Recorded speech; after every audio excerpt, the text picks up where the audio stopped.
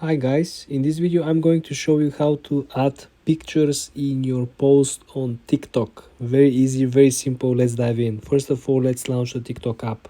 Second thing you want to do, you want to go back to the original page where you actually publish.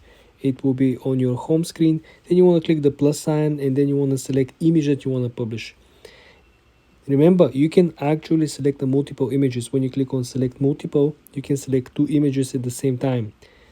Select one on the top right corner, then you want to essentially go back, click over here, and then you can select the second one.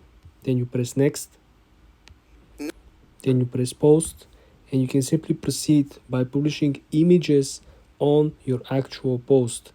The main point over here is that you are posting a slideshow with the music, with editing, same effects that you usually will use when you're editing or publishing a video. This is very helpful and very effective. For more videos like this, guys, subscribe and come back for more.